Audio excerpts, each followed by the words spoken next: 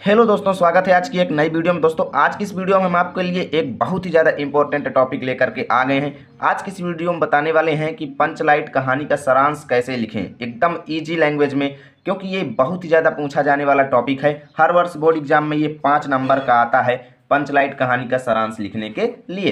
तो आज की इस वीडियो में आपको ऐसा बताने वाले हैं कि आप इसे एकदम कम से कम समय में लिख पाएंगे और अच्छे तरीके से लिख पाएंगे कि आपका एक भी नंबर कटने वाला नहीं है। तो चलिए आज की इस वीडियो को शुरू करते हैं। तो देखिए, पंचलाइट कहानी को एकदम इजी लैंग्वेज में हमने यहाँ पर लिखा है। जैसे देखिए, पंचलाइट रेणु जी द्वारा, इसके रचयिता कौन है? फणीश्वरनाथ रेणु। ठीक, तो पंचलाइट रेणु जी द्वारा लिखित एक ग्रामीण जीवन पर आधारित कहानी है। किस पर आधारित है? ग्रामीण जीवन पर, गांव के लोगों पर बेस्ड ये पंचलाइट कहानी है।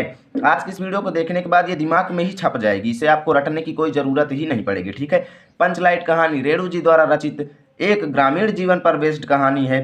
पंचलाइट का अर्थ क्या है? पेट्रोमेक्स अथवा गैस की लालटेन। पंचलाइट का अर्थ क्या है? पेट्रोमेक्स अथवा गैस की लालटेन को ही हम लोग पंचलाइट कहते हैं। गांव में अशिक्षित लोगों की एक टोली है। किन लोगों की? अशिक्षित लोगों की, जो पढ़े लिखे नहीं है। ठीक है, गांव में अशिक्षित लोगों की एक टोली है जिन्होंने रामनवमी के मेले से एक पेट्रोमेक्स खरीदा। क्या खरीदा? पेट्रोमेक्स खरीदा। रामनवमी के मेले में जब वो गए तो वहां से एक गैस की लालटेन गांव के अशिक्षित लोगों की टोली ने खरीदा। ठीक, जिनकी टोली का नाम है महतो टोली। क्या नाम है? महतो टोली। उन्होंने खरीदा पेट्रोमेक्स, ठीक है, रामनवमी के मेले से। गांव वाले उसे पंचलाइट कहकर पुकारते थे। ठीक है, गांव वाले जो थे उसे क्या कहकर पुकारते थे? पंचलाइट कह करके। और जब से वो पंचलाइट खरीद कर लाए थे ना, गांव में अत्यधिक प्रसन्नता थी, क्योंकि पहले तो गांव में किसी के पास थी नहीं। जब मेले से खरीद करके लाए तो गांव के लोगों के मन में अत्यधिक प्रसन्नता मन में हुई थी। ठीक है, जैसे मान लीजिए कि अभी आपको और बना करके लिखना है तो लिख सकते हैं कि गांव में बहुत ही ज़्यादा प्रसन्नता थी लोगों के मन में, क्योंकि पहले से किसी के पास पंचलाइट नहीं थी। ठीक है, तो बढ़ा बढ़ा करके आप लिख सकते हो, लेकिन पहली बात मैं जितना बताता हूँ बस इतना ही आप लिखिएगा, क्योंकि अधिक से अधिक 80 शब्द आपको लिखना है। ठीक है, 80 शब्द से ज़्यादा नहीं लिखना है, इतने में ही आपको पूरा नंबर मिलेगा। देखिए, अब प्रश्न यह पैदा हुआ कि पंचलाइट को जलाएगा कौन? ये देखिए भाई, जब पहली बार आया गांव में तो उसे जलाएगा कौन? ये सभी के मन में विषाद उत्पन्न हुआ। तब क्या हुआ कि किसी को भी पंचलाइट जलाना नहीं आता था। ये लीजिए, कोई भी पंचलाइट को जलाना नहीं जानता था। अब क्या हुआ? केवल गोधन पंचलाइट जलाना जानता था। गोधन जो था उसको पता था कि भैया पंचलाइट कैसे जलाया जाता था, वो जानता था। अब क्या हुआ कि गोधन को जो है पंच जी ने भेजा किसी को बुलाने के लिए, तो वो नहीं आया। केवल कब आया? जब गुलरी काकी बुलाने गई। ठीक है, गुलरी काकी गोधन को बुला कर लाई और फिर गोधन ने पंचलाइट को बिना स्पिरिट के, गरी के तेल की मदद से जला दिया। ठीक है, स्पिरिट उनके पास नहीं थी।